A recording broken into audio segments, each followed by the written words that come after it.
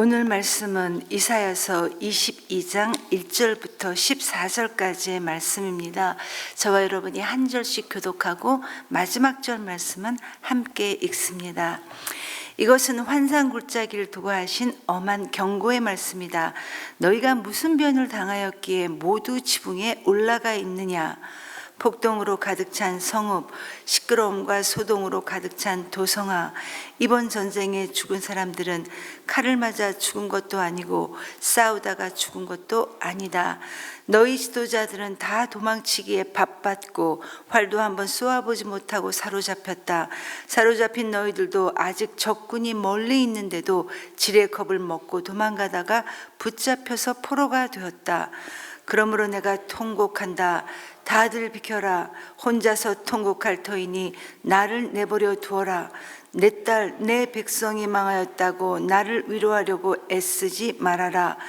주 만군의 하나님께서 친히 환상굴짜기의 혼란과 학대와 소란을 일으키시는 날을 이르게 하셨다. 성벽이 헐리고 살려달라고 아우성치는 소리가 산에까지 사무쳤다.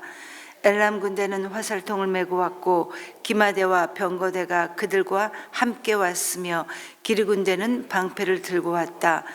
너희 기름진 골짜기들은 병거 부대의 주둔지가 되었고 예루살렘 성문 앞 광장은 기마 부대의 주둔지가 되었다. 유다의 방어선이 뚫렸다. 그때에 너희는 수풀궁에 있는 무기를 꺼내오고 다윗성에 뚫린 곳이 많은 곳을 보았고 아랫못에는 물을 저장하였다.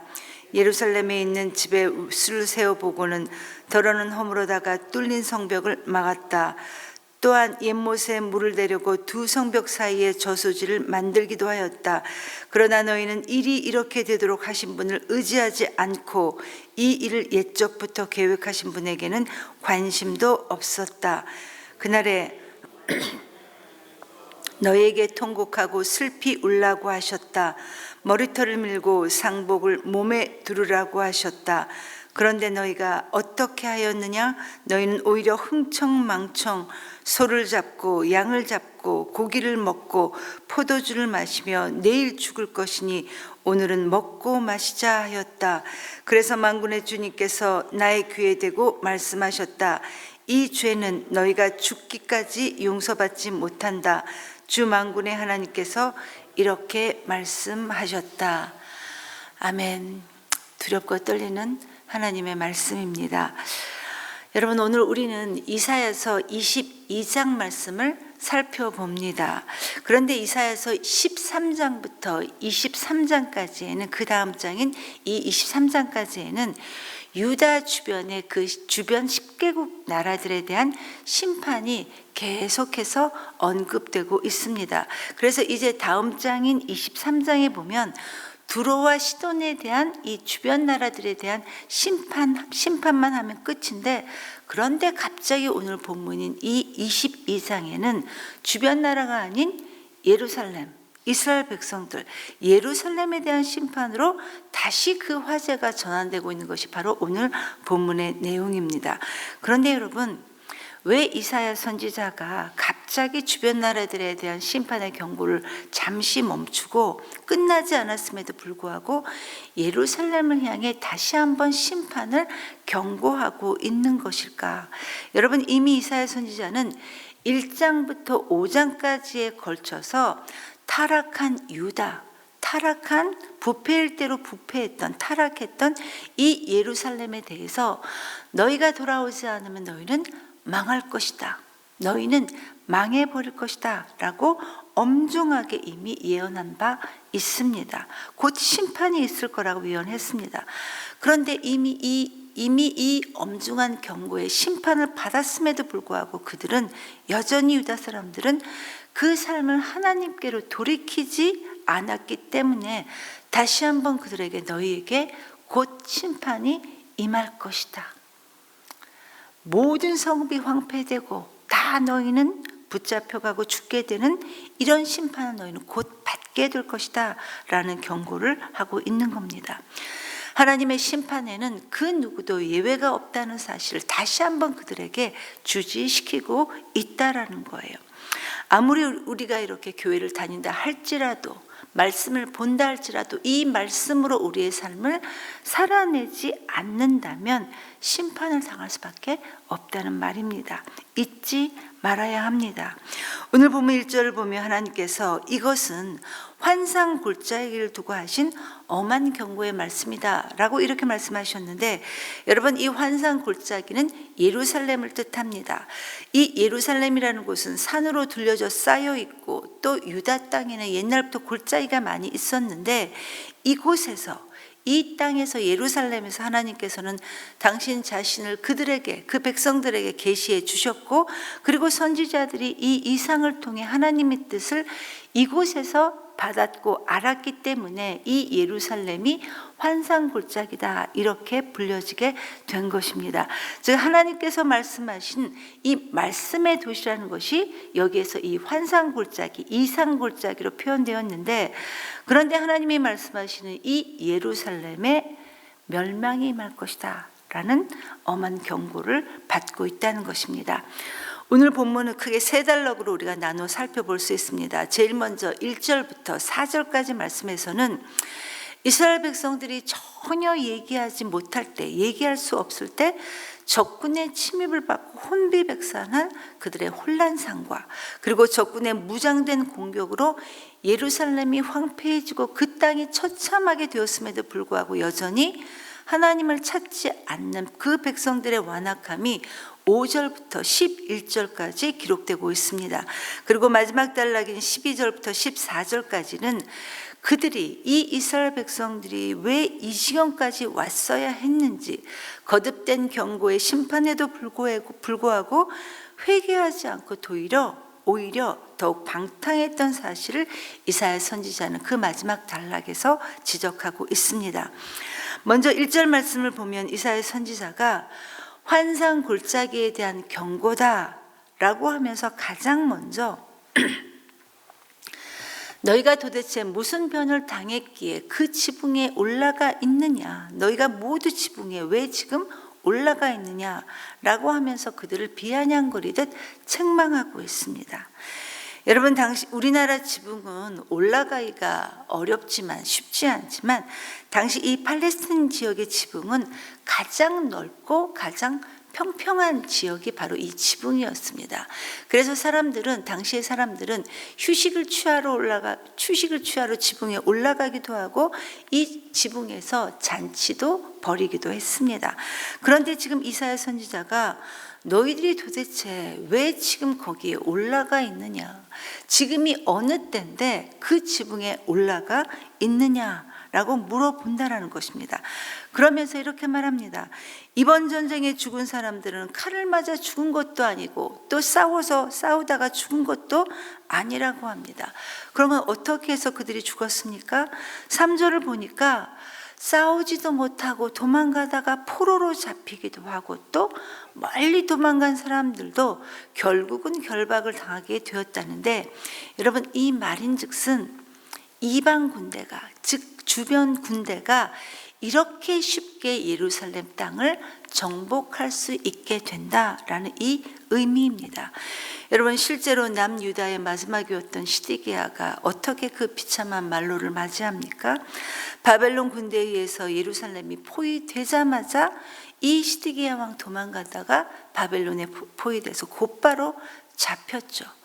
붙잡혀서 두 눈을 뽑히고 그냥 바벨론으로 제대로 된 아무런 저항 없이 그렇게 처참하게 이 마지막 왕이 끌려가게 됩니다. 그렇지만 여러분, 이러한 모든 상황이, 왕이 끌려가고 예루살렘 성읍이 황폐화되고 모든 사람들이 이렇게 죽어나가는 이런 모든 상황이 하나님께도 또 선지자에게도 그렇게 즐거운 일이 아니었습니다. 그래서 선지자는 4절에 다들 비켜라, 나를 내버려둬라, 내가 실컷 들고 실컷 통곡할 것이다 라고 했고, 이 말은 이제 곧 멸망하게 될 이 예루살렘을 생각하면서 위로를 거절하고 있는 이 선지자의 가슴 절절한 아픔을 그대로 지금 토로하고 있는 겁니다.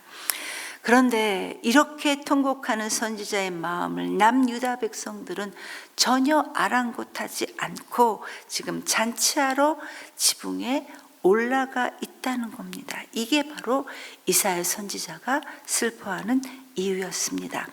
그리고 이어지는 5절부터 7절까지의 말씀은 환상의 골짜기, 즉 예루살렘이 이방 군대에 포위되어서 지금 어려움을 겪는 장면이 가감없이 설명되고 있습니다. 그런데 여러분, 이 일이 누구로부터 왔다고 합니까? 하나님. 우리 주 만군의 하나님께서 친히 이 환상의 골짜기에 혼란과 학대와 소란을 일으켰다, 이렇게 말씀하십니다. 예루살렘의 성벽이 무너지고 도처에서 살려달라 아우성치는 이 소리가 마치 아비규환이라는 거예요. 즉 하나님께서 작정하신 때에 하나님께서 대적들을 일으켜서 이렇게 예루살렘 성읍을, 그 사람들을 이렇게 만드셨다는 이야기입니다. 그렇게 돌아오라, 이제는 내게 돌아오라, 나와 함께 하자, 이렇게 외쳤음에도 불구하고 하나님도 신앙하고 또 우상도 겸하여 섬기는 이런 세속적인 신앙이라면 더 이상 너희들을 그대로 내버려 둘 수 없다라는 것이 하나님의 메시지였습니다. 그리고 6절 7절 말씀은 예루살렘이 아수르 군대인 엘람과 기르에 의해서 이제 곧 공격을 당하게 될 것인데, 여러분, 엘람은 활을 잘 쏘기로 유명했고 또 기르 역시 병거가 탁월했습니다. 그래서 그들의 병거가 예루살렘에 가득 차서 곧 그들을 무너뜨리기에 충분한 준비가 되어 있다는 사실을 말하고 있습니다. 아무리 우리에게 환상 골짜기, 하나님의 백성, 하나님의 말씀을 받은 자, 이 환상 골짜기라는 별명이 붙어 있다 할지라도 하나님의 말씀에 우리의 삶을 살아가지 않는다면, 살아내지 못한다면 심판을 받을 수밖에 없는 경고의 말씀인 것입니다. 이어 8절부터 14절까지는 심판받게 되는 이스라엘의 죄악에 대해 지적하고 있는데, 그들의 하나님에 대한 불신앙이었습니다. 8절을 보면 하나님께서 유다에게 덮였던 것을 벗겨냈다라고 말씀하십니다. 즉 그들의 죄악을 들춰냈다는 것인데 무엇이 발견되었습니까? 하나님에 대한 불신앙하는 모습이 드러났다는 겁니다. 8절 이하를 보면 그들이 어떻게 전쟁에 대비했는지를 말하고 있습니다. 8절에 수풀궁에 있는 병기를 보았고, 9절에 다윗성에 무너진 곳인 그 아랫못에 물을 저장하고, 또 10절을 보니까 가옥을 헐어서 무너진 성벽도 보수를 했고, 11절에는 저수지를 만들어 전쟁에 쓸 물도 저장을 했다고 합니다. 그런데 중요한 것은 이렇게 이들이 최선을 다해서 전쟁에 대한 대책은 마련했지만 외형적인 것은 이렇게 잘 갖추어 냈지만 그 중심에는 가장 중요한 하나님이 빠졌다는 거예요. 하나님을 의지하고 있지 않다는 것입니다. 외형적인 인간적인 방법을 추구했다는 것은 그들이 하나님보다 그것들을, 눈에 보이는 그것들을 훨씬 더 신뢰했다는 불신앙을 하나님께서 지적하신 것입니다. 여러분, 하나님께서 그들을 벌거벗겨서 그들의 허점을 보게 하셨다라는 이 의미는 그들이 빨리 하나님께 돌아와 회개하기를 원하셨던 겁니다. 그런데 그들은 회개하기를 선택한 것이 아니라 오히려 인간적인 방법을 선택했다는 겁니다. 하나님을 전심으로 의지하지 않았던 이것이 그들의 불신앙이었습니다.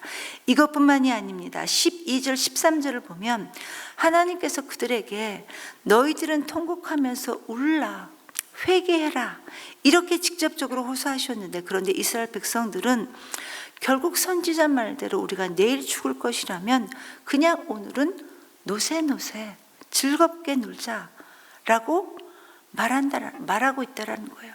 내가 살아있는 동안이라면, 결국 우리가 죽는다면 살아있는 동안이라도 즐겁게 살자라는 말입니다. 이게 당시 그들의 영적 상태였습니다. 그리고 이런 그들을 향해 하나님께서는 14절에서 이 죄악은 죽기까지 결코 용서받을 수 없는 것이다 라고 강하게 책망하심으로 오늘 본문은 마무리되고 있습니다. 참 안타까운 일입니다. 하나님께 택하심을 받아 이스라엘 백성들은 대대로부터 오래전부터 하나님의 백성인 선민이 되었지만, 그러나 그들은 잘못된 선택을 계속해서 지속해왔고 하나님보다 열방을, 눈에 보이는 현실적인 것들을 훨씬 더 많이 의시했던 사람들이 바로 하나님의 백성, 이스라엘 백성들이었습니다. 하나님께서 그들에게 살 길을 제시해 주셨음에도 불구하고 그들은 듣지 않고 믿지 않았다는 거예요. 하나님의 말씀으로 그들은 살아내지 않았다는 것입니다. 오히려 더 반항적으로 행동했습니다. 성도 여러분, 믿음은 하나님의 말씀하심을 우리의 삶으로 살아내는 것입니다. 우리가 믿음의 혈통에 있다는 이 사실만이 그의 믿음을 말해주는 것이 아니라는 거예요. 무슨 말입니까? 우리가 이렇게 교회를 다니고 예배를 드리고 열심히 기도를 한다 해도 그게 다 믿음이 아니라는 것입니다. 얼마나 많이 우리는 하나님의 말씀을 내 입맛대로 해석하면서 살아갑니까? 만약 우리에게 이 하나님을 향한 두렵고 떨림만 있다면 결코 우리는 내 생각이 주인이 되어서 내 마음대로 살아가지지 못할 것입니다. 믿음은 믿음으로 살아갈 때만이 믿음입니다. 오늘도 주신 말씀에 저와 여러분이 믿음으로 반응함으로 하나님 자녀로서의 삶을 살아낼 수 있기를 기도합니다.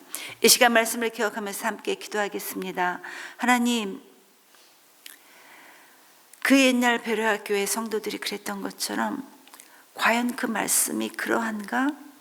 하나님, 우리에게 묵상할 수 있는 지혜를 허락해 주셔서 내게 일어나는 모든 일들 가운데 하나님의 인도하심을 받을 수 있도록, 그런 지혜로운 우리가 될 수 있도록 하나님 우리를 도와주시옵소서.